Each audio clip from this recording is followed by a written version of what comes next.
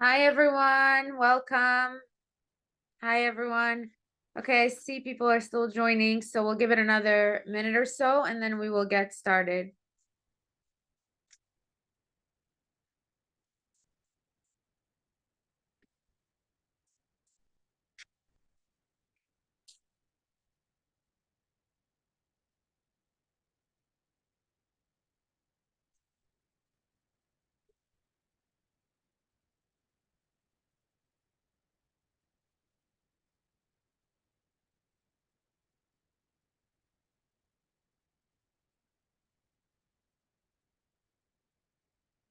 All right, so we're going to get started. So, hi, everyone. My name is Tanya Rosen. I am a nutritionist and the owner of Nutrition by Tanya. I have been a nutritionist for 20 years now, almost. I'm also a personal trainer, an aerobics instructor, and lately the creator of Vitathin, the all-natural appetite suppression vitamin. So, one of my biggest passions is helping women navigate the stages of pregnancy, postpartum, and nursing. These are stages that are very, very exciting, but also come with challenges and issues that people want to work on, right? We all want to, be pregnant, have kids, nurse, right? These are all things that we want to do, but we also want to do them. A, we want to do them in the best way possible. And B, we want to be able to lose the weight and still nurse and still get pregnant again and have a healthy pregnancy. We want it all, and why not? We could have it all, right? So I am very passionate about empowering women to be able to do all that and still be able to be in their best shape and have the best possible pregnancy and nursing experience. So the purpose of this Zoom is to just give you a little bit of like pointers and tips and a glimpse into how we work with pregnant and nursing and postpartum clients. This is not meant to be specific advice to you. I don't know you specifically. When I work with a client one-on-one, of course, I get a full history. If there's important blood work for me to know, I get that. If there's any medical history I need to know. So being on a Zoom with people that, most of you, I don't even see you guys, like your cameras are off. I don't know the situations of each person. This is generic advice. It's good advice, but just keep in mind that it's generic advice because I don't know you personally. So take it at, don't take it as specific advice to you. Take it as general guidelines to help you. And of course, for more specifics, you're welcome to work with me one-on-one. Okay, so just I want to share my personal experience with this. So in my personal experience, when I was pregnant with my first child 20 years ago, I had gained 50 pounds in that pregnancy. I was not a nutritionist yet. I was actually studying for the law school exam to go to law school and become a lawyer. So I had no interest in nutrition. I never ate healthy in my life. I got married. I was like a very nice size 10. I never thought about my weight, never cared about my weight. It wasn't a thing, never exercised. So in that first pregnancy, I had gained 50 pounds, 50. And when I wanted to lose it, like all I was trying to do was basically get back to my pre-pregnancy weight, which was just to be like a size 10. So for the first time in my life, I started eating healthy and exercising, and I kind of really liked it. And I was like, wow, this is so cool. So I decided to, instead of going for law, to go for nutrition instead.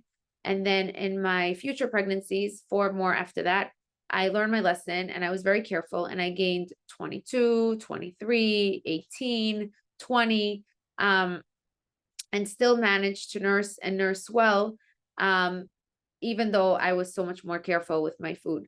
So my biggest like excitement is when a woman tells me that, it's like a challenge slash excitement. Like women will come to me and they'll tell me, there's no way I could do well in pregnancy or nursing, right? I've never done well. I always gain 60, 70 pounds. I have 6 kids. I've always done that. What's going to be different? Or I never can nurse and lose weight, right? Or I can never nurse well. I don't have enough milk or whatever. And I tell them, just trust the process, right? Let me make you a plan. Let me guide you, and you'll see that you could do it. And it's very cool and very rewarding when a woman, for the first time ever, like even though she gained 60, 70 with her other pregnancies, she's able to gain 20 or 25 and still have a healthy baby. So my number one thing that I want to tell you is that just because you always gain a certain amount does not mean that that is your set thing to gain. Okay. Now, even when the doctor tells you that the recommended weight gain is 25 to 35 pounds, that is very generic. Okay. That does not take into account how you started out the pregnancy. So if someone starts out overweight, they're actually better off gaining less than the 25 or 35 pounds. Okay. So when someone is pregnant, right, it's a little bit hard to tell from weight gain, how much of it is food and how much of it is baby and how much of it is water retention, which is why, as opposed to like when we do regular nutrition and weight loss with someone where we weigh them on a regular basis, once a week, once in 2 weeks, in pregnancy, we don't do it that often. And we try to look at the whole picture. Like, let's say someone comes after a month and she gained 5 pounds, right? We look at it as like an overall versus, okay, this is for sure from food or for sure from baby. We look at it as an overall. Here's one trick with spotting water retention, which is a big reason why people gain weight, and it's not actual weight in pregnancy, is that if your shoes are tight on you, right? Like if your shoes that always fit you are small on you, or if your rings are tight on you, that means that you probably have water retention. Okay. So sometimes, let's say I will have a client that's doing everything right. She's eating what she should be eating. She's drinking enough water. It doesn't make sense, her rate of gain, like how quickly she's gaining or how much she's gaining. And a lot of times it ends up being water retention. And right after the baby, so much of it comes off. So all her hard work was not for nothing. Her hard work made her not gain real weight, but because of the water retention, it was confusing and it seemed like it's weight.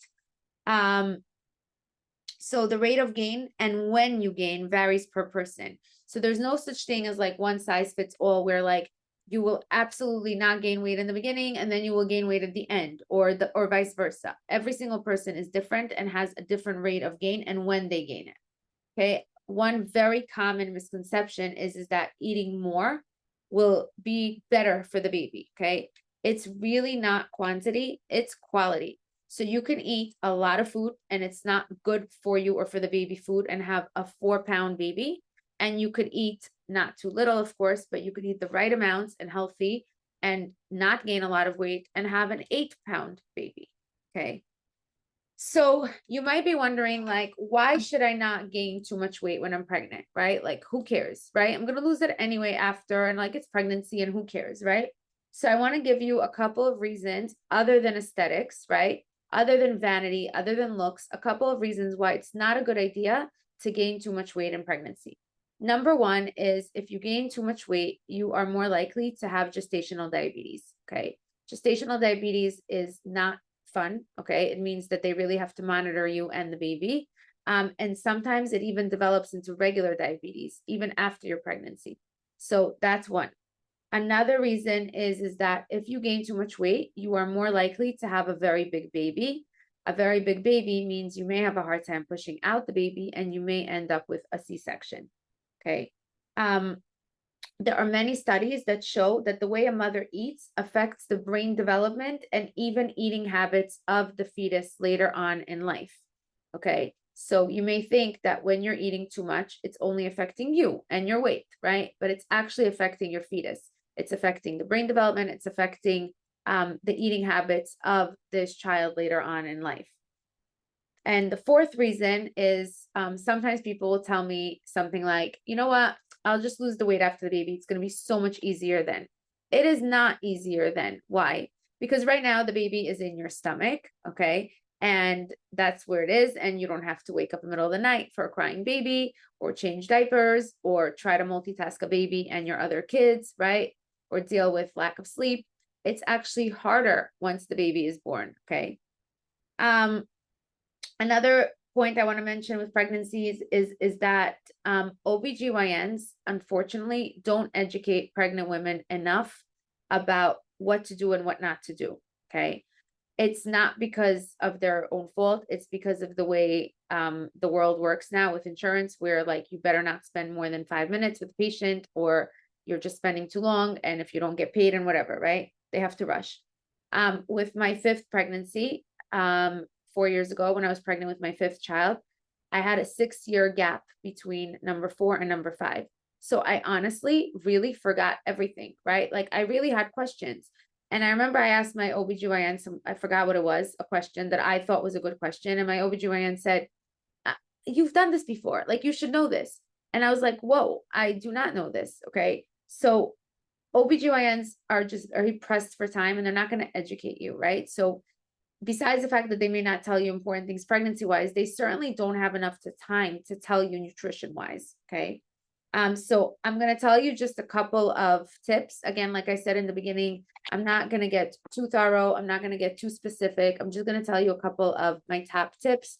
And then, if anyone would like to work with me one-on-one or with one of my staff members, of course, you'll get much more things for you. So some basic precautions. Number one is alcohol. Alcohol definitely affects the baby's development and the baby's brain. And alcohol should not be consumed at all. Okay. I know it sounds basic, but plenty of people tell me, oh, I just had some wine or some beer. Alcohol is a no. Caffeine and caffeinated drinks, 1 to 2 a day at most. Diet soda and diet drinks also in moderation because of the sweeteners and the caffeine. Raw fish should be avoided because of the risk of mercury poisoning, which cannot be treated when you are pregnant. Cured meats and tuna for the same reason because of mercury. So those are some of the basic no's. So now some of the basic yeses, which are really important. The first one is water, lots and lots of water. Okay. So if you know me and you know my plan, I always talk about water, but especially in pregnancy, it is so important. You get dehydrated so easily. It could affect your baby. It could affect you. So tons and tons of water. Prenatal vitamins are very important. They're not optional. Also not something OBGYNs stress enough. If anybody is like me and you get very nauseous from prenatals, just keep trying them until you find the one that works for you. Healthy fats. Okay. Healthy fats are really, really, really important. So some examples of healthy fats are avocado, olive oil, nuts. Those are good to incorporate into your meal plan in moderation, of course. Okay, let's talk about nausea. Okay, so first of all, just so you know, I can relate. I like I said, I had 5 pregnancies. With every single one, I was nauseous from the minute I got pregnant till the minute the baby came out. I did not have relief after 3 months, after the first trimester. I was literally nauseous for 9 months straight. I know what it's like. It's horrible. Okay. So I'm going to give you some tips for nausea. Okay. So I want to just tell you that when you're nauseous, no matter how much you eat, I know you need a carb or carbs or whatever, but no matter how much of it you take, you're going to get nauseous a few minutes later anyway, right? In fact, if you eat too much, you're going to get even more nauseous. So a good idea is to literally take like a pretzel or a cracker, right? Like ration it, right? Like a pretzel, a cracker, wait, let the nausea ease, and then another pretzel, another cracker, versus 2 bags of pretzels, 3 packets of crackers, right? Another helpful tip is to have what I call a fizzy drink. What's a fizzy drink?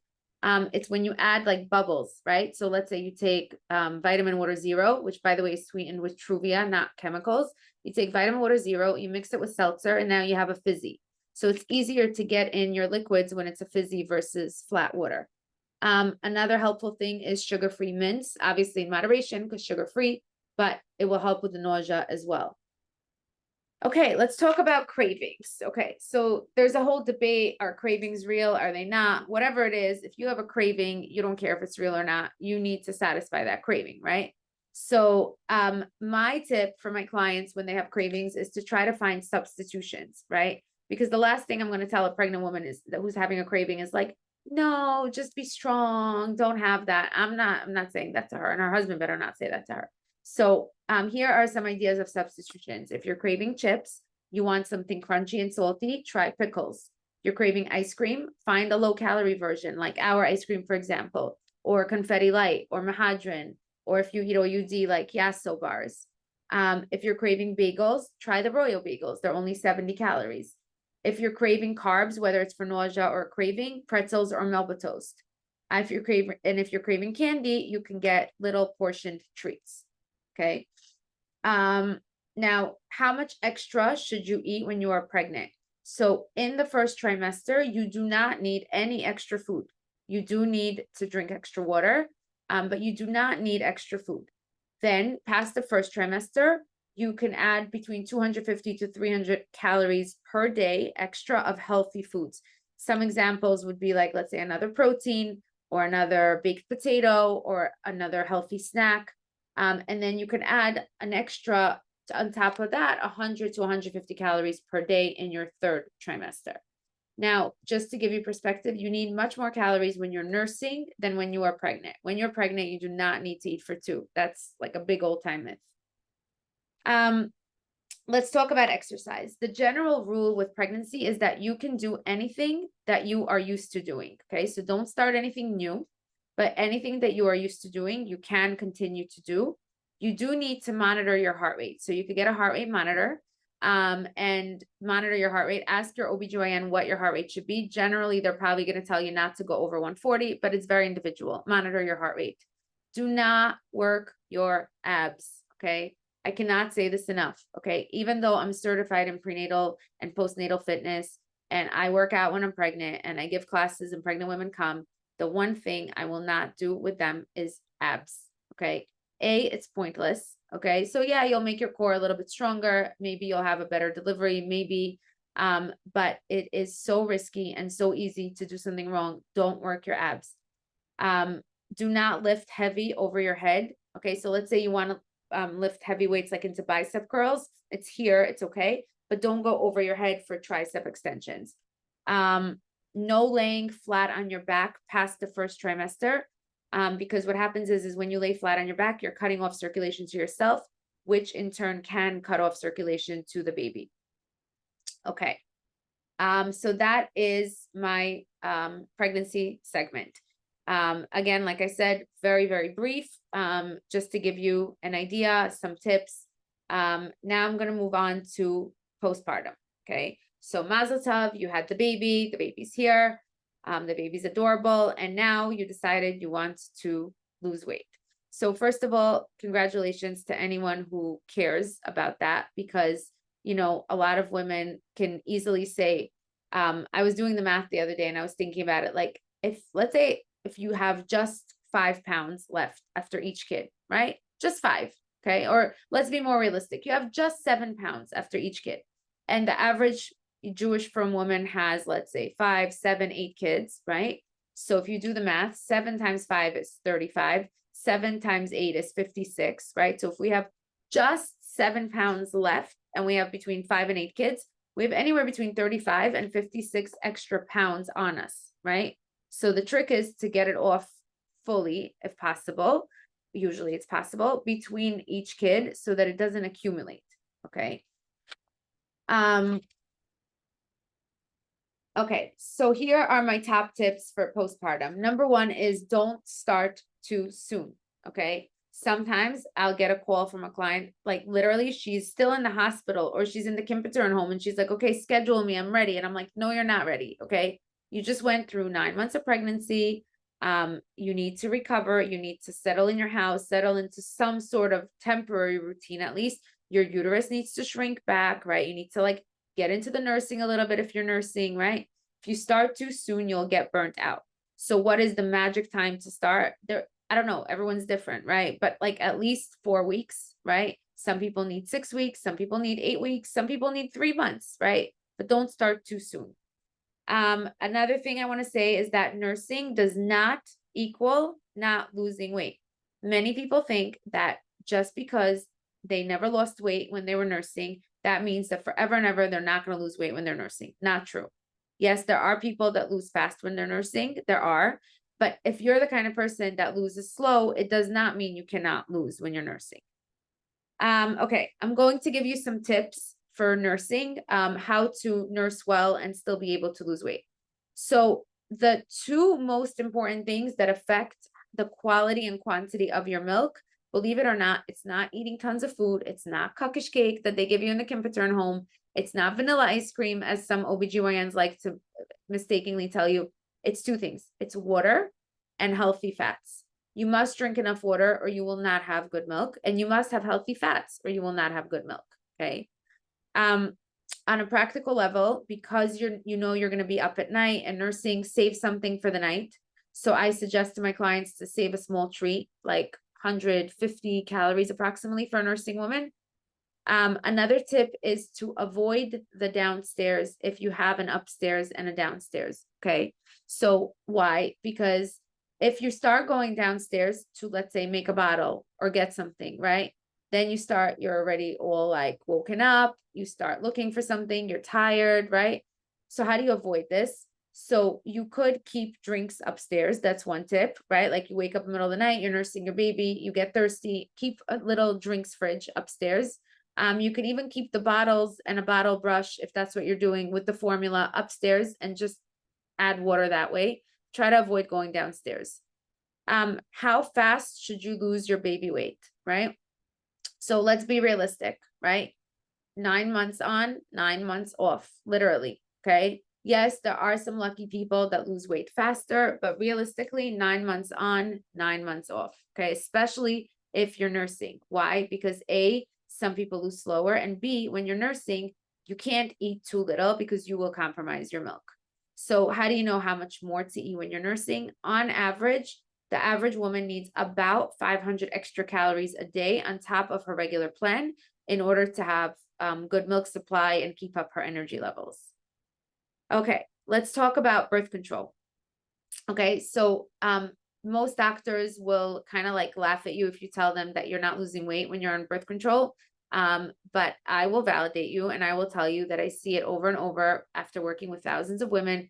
Birth control definitely affects most women. I'm talking about hormonal birth control. Now, Micronor, the nursing pill, does not, but any other hormonal birth control does affect losing weight. It doesn't mean you can't lose weight. It means you will lose weight slower. So what are your options?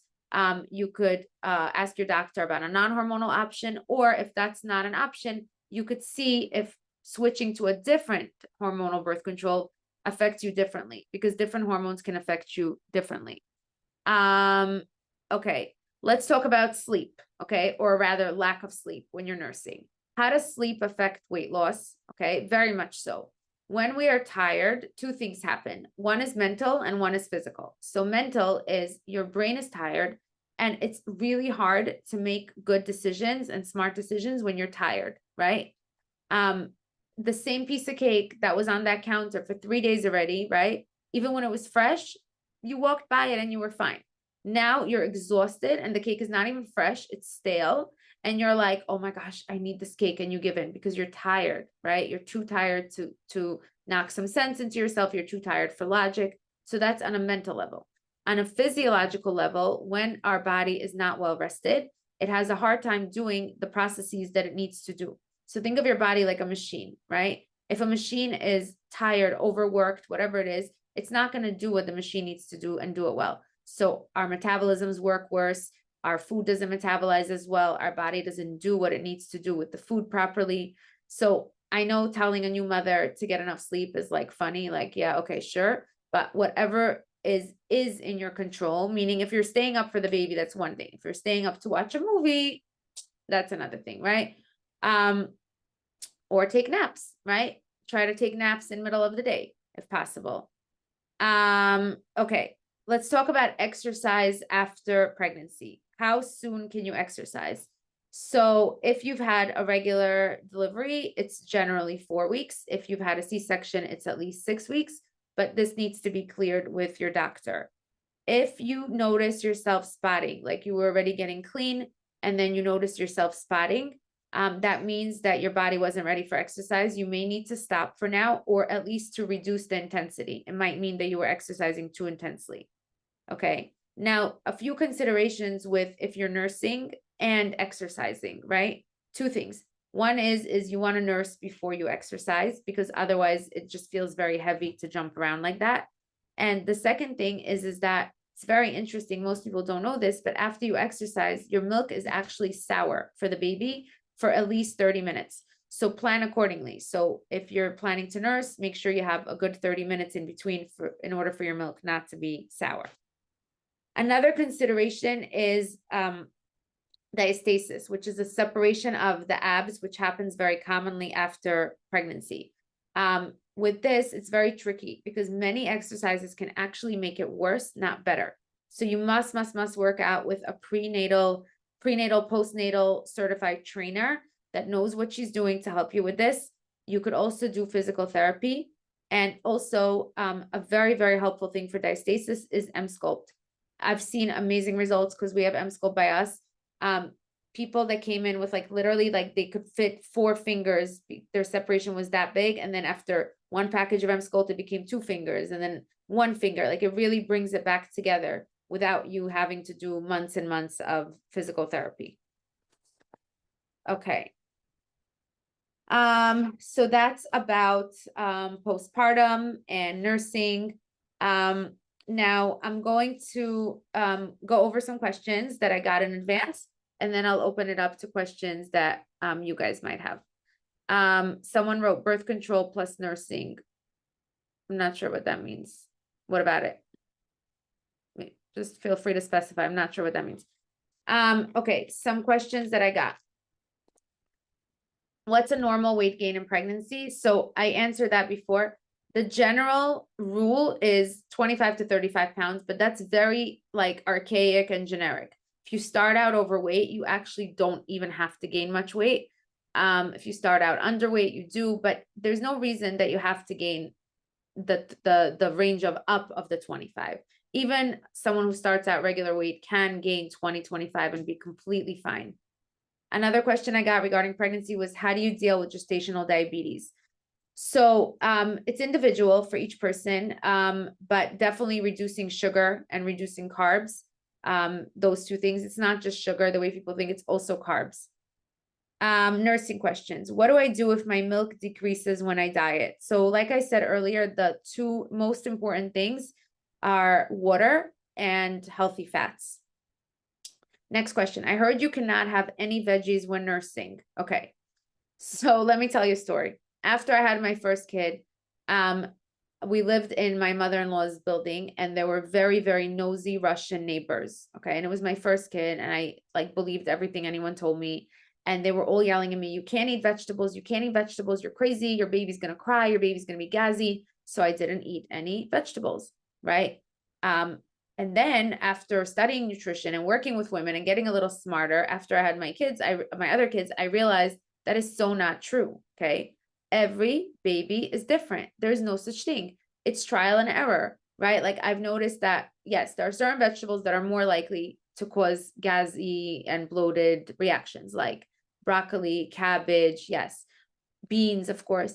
But that doesn't mean it's a one size fits all. I found that with some babies, they could tolerate broccoli. Some babies can tolerate everything but cucumbers, right? So the only way to know is through trial and error. Don't just assume you cannot have vegetables, okay? Because vegetables will help you with eating healthy and losing the weight. Okay, postpartum question. I answered this. How long does it take to lose the baby weight? I said, give it at least 9 months generally. How do I know when I'm ready to lose the weight? So like I said earlier, definitely not before 4 weeks. Like you are not ready. I don't care who you are. I'm not ready when I have a baby to lose the weight before 4 weeks. Try not to gain weight in that period, like, but it's not the best time in your life to just, it's too much going on. Okay, I see some questions here in the question box. How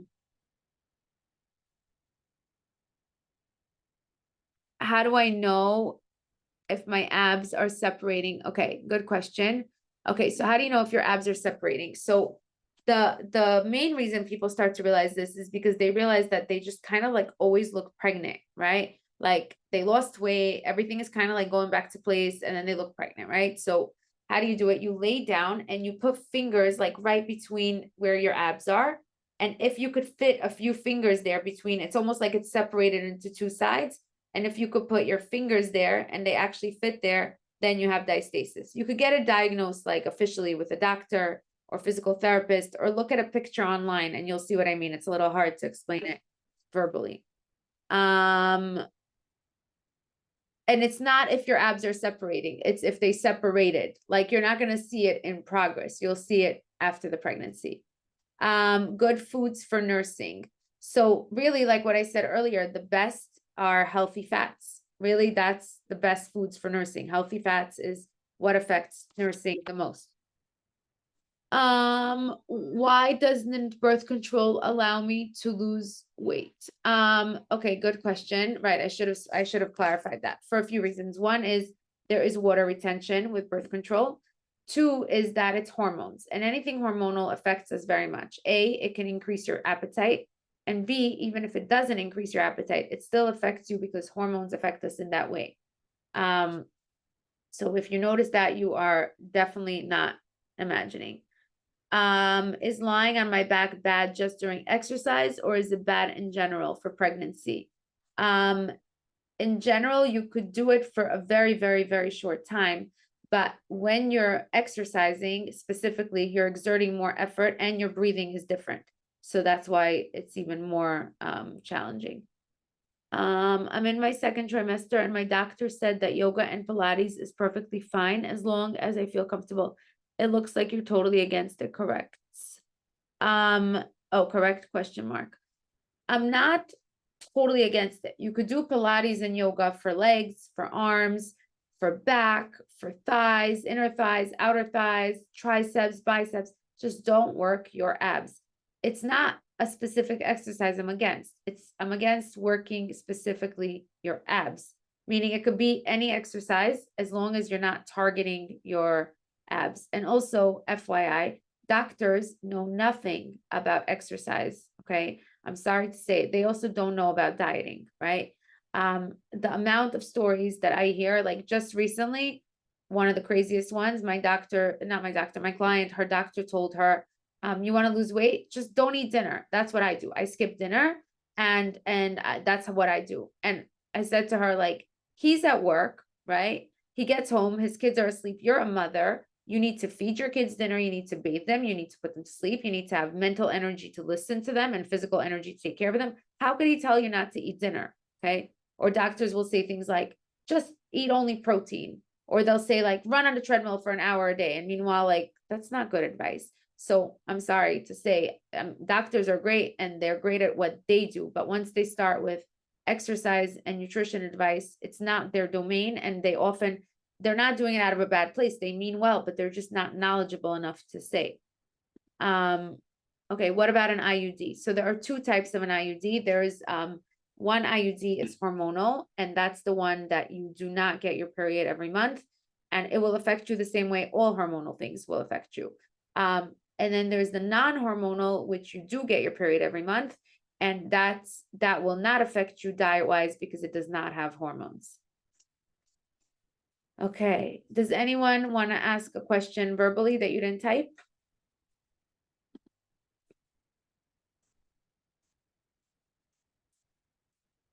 Anybody, any questions?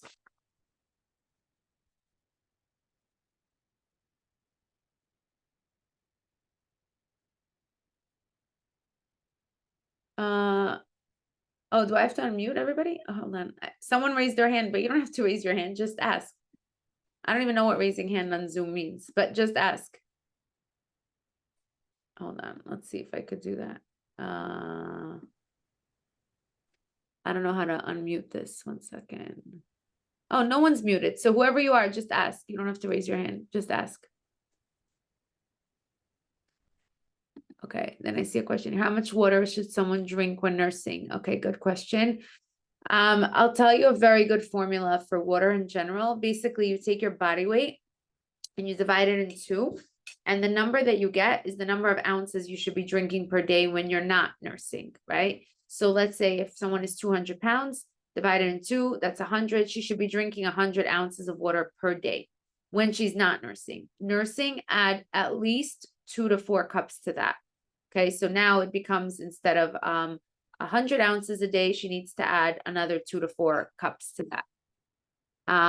Okay, is teeth whitening okay when nursing? I don't know about other people's teeth whitening, like what they use. By us, we use a laser, so it's completely safe. Yeah. Will an IUD make me lose slower? So again, if it's a hormonal IUD and you're affected by these hormones, yes. If it's a non-hormonal IUD, then no. But it doesn't mean that everyone is affected. There are people that are not affected by hormones. I'm just saying that if you see that your weight loss is slower and you could trace it back to hormones, or you see that that's the pattern, then you're probably right. Well, now you do make me look slower. Okay, so that's what I just said. When I drink, it comes straight out and I need to run to the bathroom. How do I help that? Okay, good question also. That's also very common after pregnancy, especially multiple pregnancies or with age. You could do Kegels. You could also do pelvic floor exercises, or you could take a really good effective shortcut and come do Emsella by us. So Emsella is an FDA approved machine. It basically looks like a fancy toilet seat. You sit on it completely dressed, okay? It's very relaxing, it's not painful, and it does for you 20,000 Kegels in 30 minutes. So you're just sitting there reading a magazine and relaxing, and instead of you having to do it, it's doing 20,000 Kegels in 30 minutes. So we offer that in a few of our locations, and it's very, very effective. How do I deal with hunger after nursing? Although I ate a full meal before nursing, especially in the evening. Yes, hunger when nursing is a very real thing, like you're totally not imagining. So a couple of tips are to drink a lot of water, to save a snack and a fruit, and maybe even a little treat for then, because you know that that's when you're going to get hungry. To have freebies around, like cut up vegetables, vegetable soup, sugar-free gum and candy, things like that to help you out. And also to kind of like put a clear like gather, like separation of when you're done, brush your teeth, floss your teeth, right? Get out of the kitchen, because otherwise it could be ongoing. And also realize that it takes your brain 20 minutes minimum to process that you are full, right? So if you ate and it has not been 20 minutes and you're convinced that you're starving, you don't know yet. Like it's not, the processing time is not over yet. Give it at least 20 minutes. How do I deal with hunger and strong cravings during pregnancy and major carb cravings? So in terms of the hunger, same thing I just said. And then cravings is, I said it earlier, about trying to find substitutions, like instead of chips, pickles, instead of full fat ice cream, low fat ice cream. And as always, I always say this, even when someone's not pregnant, not nursing, if you're not drinking enough water every day, you simply don't know if you're hungry or if you just need more water. Like a lot of times the solution is water, right? Not instead of a meal. That's not what I mean. What I mean is that if you're not drinking enough water, you simply can't possibly be full enough. Meaning any other water alkaline that gets better absorbed in your body and not straight through your system. Is there such a concept? Okay. So what you could do is you could take a little Powerade Zero or Gatorade Zero and mix it with your water. And because it has electrolytes and it's a sports drink, it will hold some of the fluid. Emsella during pregnancy. Okay. I'm in my 9th month, literally have accidents, can't do exercise. It's embarrassing. Yeah, no, I hear that. That's not fun. You can't do Emsella during pregnancy though. You have to wait until you're done. But yeah, that's really not fun. Does Emsella affect your milk? No. Oh, Emsculpt. Well, neither one affects your milk. Neither one affects your milk at all. You could totally do it and it won't affect your milk. We don't recommend Emsculpt in the first 3 months of nursing, just because you're still getting into a little bit of a routine, and it can only in the beginning, but after that, totally fine. So I want to take a minute to tell you about some of the services that we offer relating to pregnancy, nursing, postpartum. First of all, we have delicious food. And we keep our food very clean, like preservative free and chemical free, like really, really safe for pregnancy and for nursing. We have delicious meals and snacks. They're sold at our locations and online on our website, nutritionbytanya.com, and in every kosher supermarket. And then we have Emsella, like I said, for your pelvic floor. After every Chol Moed, like Sukkot, Pesach, I get so many beautiful texts, nachas texts, like, this is the first time in 50 years that I was able to go on a Chol Moed trip and not run to the bathroom every second, you know, like those kinds of texts. So Emsella is great for your pelvic floor, and Emsculpt is great for any body area where you have a hard time toning, like stomach, arms, thighs, and like I said earlier, to bring back the abs that separated, the diastasis. And of course, we also work individually with women who are nursing, who are pregnant, who are postpartum. We customize the plan. We monitor your progress. We help you have the best possible pregnancy and nursing experience. because food is literally medicine and we help out with that. So for the next 24 hours, meaning until tomorrow evening, we are offering 10% off any of our services, whether it's nutrition, Emsculpt, Emcella, anything, if you mentioned that you were on this Zoom. So you could just call tomorrow, 718-594-7995, 718-594-7995. Call tomorrow, mention you were on the Zoom, and you could get 10% any of our services. If my baby's still nursing but eating a lot of salads, would it be okay to try the Vitathin? Okay, so yes, let me mention Vitathin because I get a lot of questions about it for nursing. So here's the deal with why we say no to Vitathin for nursing. The ingredients are all safe and natural. Okay, let me backtrack. What's Vitathin? Where's my bottle? Okay, not here. Vitathin is an all natural appetite suppressing vitamin that we came out with 3 months ago. It works. It's amazing. It really helps people to stay on track. You cannot take it when you're pregnant and when you're nursing. Why? Because even though the ingredients are all natural, they have not been studied in relation to pregnancy and nursing. So we just don't feel comfortable recommending it. Now, you could take a picture of the label or ask us to email you a label and show it to your doctor. And if your doctor is comfortable with it, no problem. But we just can't recommend it for pregnant or for nursing. Okay, any other questions? Really good questions. I'm very impressed. Any more? Hello. Yes, hi. Yes, hi. Thank you so much for this class. It was very informative. I have a question. I do drink enough water, but I find myself still getting thirsty a lot. What could be the reason for this? So there could be a few reasons. Maybe you're eating a lot of foods high in sodium. Maybe you're exercising a lot. Or very rarely, not to scare you, but you should test it if it keeps happening. Rarely, it is a sign of someone being pre-diabetic or diabetic. So if it keeps happening, then you should go check it out. But it just could be from eating too much salt or exercising a lot. Could it be that whole grains, like, does it cause water to get absorbed fast, and that's why? No, that would not make you constantly thirsty. No. Okay, I was wondering. Okay. Yeah. I see a question. Can I buy your stuff in Montreal? You can order certain things we ship. You can order it from nutritionbytanya.com. Also for anybody who has WhatsApp, I post health statuses and tips on my status all the time, every day, many times a day. You could WhatsApp me at 917-913-1523. 917-913-1523. WhatsApp me, just say follow your status and I'll save you. Make sure to save me and you will see all my health tips and statuses from now on. Okay, and reminder, call tomorrow before 4, 718-594-7995 and mention the Zoom and you could get 10% off any of the services that we discussed. So I just want to thank everyone for joining tonight. Good job taking time out for yourself and joining this informational workshop. I know everyone has a million things to do, so thank you so much for being here. And if you have any feedback, questions, you can email me, Tanya at nutritionbytanya.com or WhatsApp me 917-913-1523. Thank you, everyone. Good night.